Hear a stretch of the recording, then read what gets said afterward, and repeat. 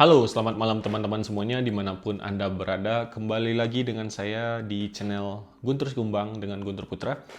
Sekarang saya akan membahas sebuah topik santai, yaitu tentang 3 hal yang bisa menghambat teman-teman dalam mengejar mimpi. Atau bisa disebut 3 hal pembunuh mimpi, gitu.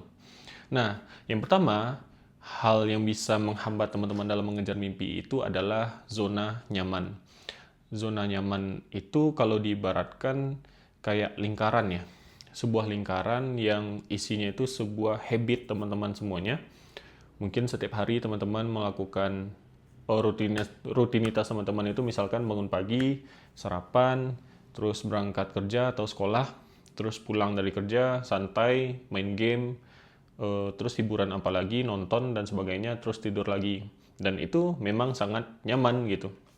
Nah, tapi hal itu akan sangat membunuh kalau teman-teman terus melanjutkan itu gitu loh. Itu sebabnya poin pertama ini harus dilawan. Contohnya, teman-teman harus mengcounter atau apa ya, membreak gitu.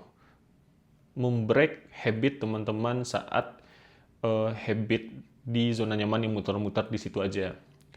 Nah, contohnya misalnya teman-teman yang pulang kerja ya santai dan sebagainya, teman-teman ubah atau teman-teman mengharuskan setelah pulang kerja itu harus membaca buku, harus melakukan hobi apa, misalnya olahraga, terus hobi apa lagi yang bisa membangun teman-teman gitu. Dan teman-teman mengharuskan diri untuk melakukan itu misalnya.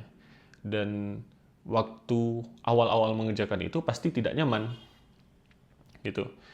Contohnya, saya setelah pulang kerja mengharuskan untuk membaca 1 bab buku gitu setiap hari. Dan itu sangat tidak nyaman saat 1 minggu pertama. Nah, setelah dilakukan terus, lama-lama itu menjadi zona nyaman yang baru lagi. Nah, di saat itulah zona yang tidak nyaman tadi itu sudah menjadi zona nyaman yang baru. Dan saat teman-teman tidak melakukan, misalnya udah terbiasa tuh baca 1 bab buku setiap pulang kerja atau pulang sekolah gitu. Saat teman-teman stop melakukan itu bakal merasa ada sesuatu yang kurang jadinya gitu. Nah, berarti itu di titik itu teman-teman sudah menjadikan habit itu sebagai zona nyaman yang baru. Nah, saat itu sudah menjadi zona nyaman yang baru, teman-teman harus keluar lagi dari zona nyaman itu, membuat zona nyaman yang baru lagi. Misalnya, teman-teman harus olahraga minimal 3 kali seminggu gitu misalnya. Nah, itu bakal menjadi zona yang tidak nyaman lagi. Harus jogging misalnya gitu. 1 jam per 3 kali seminggu gitu kan. Untuk awal-awal bakal sangat tidak nyaman pastinya. Tapi setelah dilakukan sebulan, bakal jadi zona nyaman yang baru lagi. Nah, dengan perputaran seperti itu, zona nyaman, jadi keluar ke zona tidak nyaman lagi, dan jadi zona nyaman lagi, dan gitu terus, itu bakal membuat teman-teman menjadi berkembang terus-menerus gitu loh. Nah, dan untuk hobi, ya terkait hobi pun, tadi kan saya bilang ya harus ada yang dikerjakan gitu ya, mau mengerjakan hobi dan sebagainya setelah pulang sekolah atau pulang kerja gitu.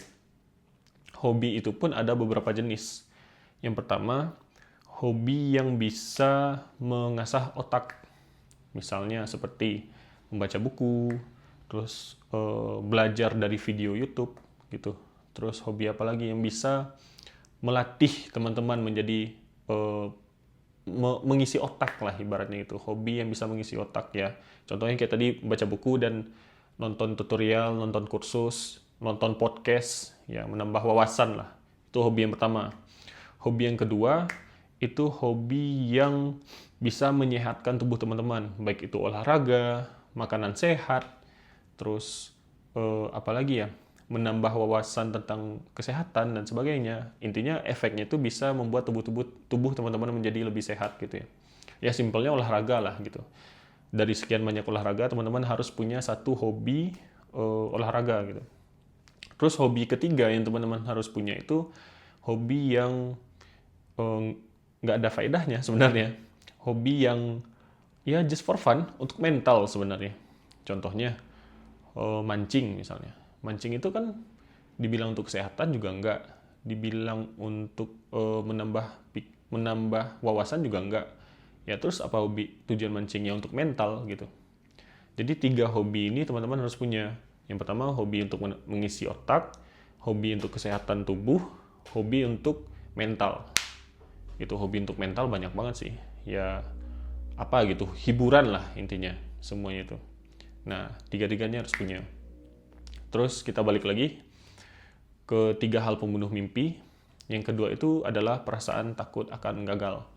Nah, perasaan takut akan gagal ini biasanya karena seseorang itu menunggu semuanya harus perfect agar kemungkinan gagal itu menjadi lebih kecil. Nah, perfect nggak apa-apa sih. Cuman jangan gara-gara kita tidak perfect, jadi tidak memulai. Lebih bahaya tidak memulai daripada tidak perfect. Nah, karena takut gagal, harus mengejar perfect, ya jadinya nggak memulai jadinya gitu. Jadi apapun yang teman-teman kejar gitu, mau bikin usaha, mau menulis buku, mau membuat video dan sebagainya, nggak usah takut gagal. Semua hal pasti buruk waktu di awalnya. Nggak ada orang baru mencoba sesuatu itu langsung jago, langsung perfect. Nggak ada gitu loh. Semua orang pasti jadi pemula dulu pas di awal gitu. Contohnya, saya cerita tentang Devata Studio. Nah, kalau teman-teman sudah kenal saya, pasti teman-teman tahu kalau saya itu salah satu mentor di Devata Studio. Devata Studio itu waktu mulai-mulai 2020, itu si Radev yang punya kursusnya itu membuat kursusnya itu dengan sistem yang ala kadarnya banget gitu. Dia merekam video dia ngajar, terus diupload di Google Drive, terus dipromosiin dari iklan, dari story dia aja, story pribadinya, story WA, story Instagram dan sebagainya, ya ada yang beli jadinya gitu. Tanpa website, tanpa dan sebagainya, hal-hal yang repot nggak ada, gitu aja. Terus dikasih link untuk nonton videonya dari link Google Drive, gitu aja. Nah, terus dan itu tidak perfect kan, sangat banyak celah kan. Contohnya celah orang untuk membajak videonya dan sebagainya. Ya, dia mulai aja dulu gitu loh. Terus seiring berjalannya waktu, kursusnya mulai dikenal orang, mulai banyak yang beli, dia mulai upgrade, mulai membangun website, membangun sistem keuangan yang lebih aman, terus meng-hiring karyawan, dan itu nggak langsung langsung atas, enggak. Mulai dari bawah, dan itu prosesnya berbulan-bulan sampai bertahun-tahun gitu loh. Nah, itu Devata Studio. Dan cerita tentang Digital Happiness, tempat saya kerja, kantor, yang punya game Dreadout. Nah, di awal-awal itu cuma kumpulan dosen dan mahasiswa. Jadi ada satu mahasiswa yang suka mengulik lah untuk membuat sebuah game. Terus awal-awalnya itu si omnya itu membuat game nembak-nembak pocong aja.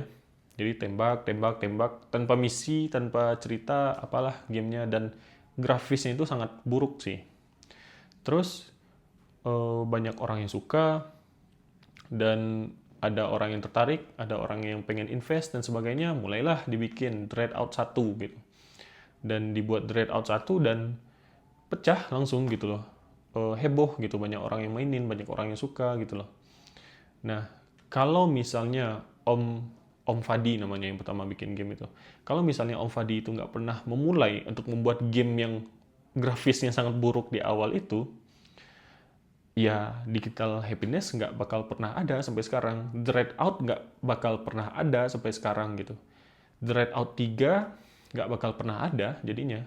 Kalau misalnya Om Fadi menunggu harus jago dulu, harus perfect dulu, nggak mau gagal di game pertama harus heboh, game pertama harus laku, ya nggak bakal, Digital Happiness nggak bakal ada. Dan saya nggak bakal kerja juga di situ jadinya gitu.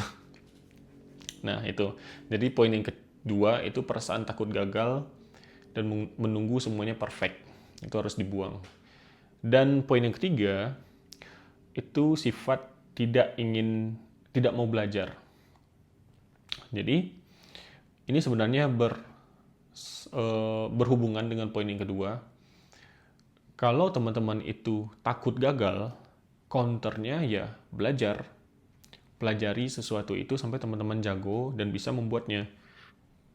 Contohnya aja, kayak cerita kita yang tadi aja ya. Om Fadi itu membuat game pertamanya, itu pasti harus dia pelajari dulu tuh. Cara bikin gamenya, terus cara cara codingnya, cara bikin 3D assetnya, cara bikin UI-nya. Terus udah bikin game nih, dan gamenya kurang laku misalnya game yang pertama. Berarti apalagi yang harus dipelajari? Marketingnya gitu, cara mempromosiinnya, cara membuat iklannya, dan sebagainya. Terus misalnya kekurangan karyawan, bagaimana untuk meng-hiring karyawan, bagaimana untuk mencari karyawan yang tepat gitu. Dan sampai sekarang pun, mereka udah jalan lebih dari 10 tahun Digital Happiness, mereka tetap masih belajar sampai sekarang gitu loh. Sepuh-sepuh, kayak Om Fadi tadi itu kan salah satu yang sepuh gitu. Sampai sekarang masih belajar gitu loh. Jadi, apalagi kamu yang ingin memulai sesuatu yang nggak tahu dari apa-apa, jadi sifat ingin belajar, sifat tidak ingin belajar tadi itu harus dibuang gitu. Itu salah satu hal yang bakal membunuh mimpi teman-teman semua. Mau belajar skill apapun, ya simpelnya ya buka YouTube kan. Tapi kalau tidak ada keinginan untuk belajar dari konten YouTube itu juga nggak bisa jadinya. Itu bakal membunuh mimpi. Dan untuk keluar dari zona nyaman tadi itu, ya harus belajar. Dan belajar itu memang keluar dari zona nyaman juga, nggak nyaman juga gitu loh. Saat udah pandai di bidang itu ya baru jadi zona nyaman baru lagi gitu. Oke, jadi mungkin saya rangkum lagi 3 hal pembunuh mimpi. Pertama, zona nyaman. Kedua, perasaan takut gagal atau menunggu semuanya perfect. Yang ketiga, sifat tidak ingin belajar gitu, tidak tahu caranya. Dan kalau teman-teman bisa mengcounter dari 3 poin tadi itu, ya itu bakal jadi sangat powerful jadinya untuk teman-teman semuanya. Oke, ini berapa menit ya videonya? Lumayan panjang ya. Dan sekian dulu video dari saya Guntur Putra, sukunya si Kumbang dari Minangkabau. Sampai jumpa di video berikutnya. Bye-bye. Stop.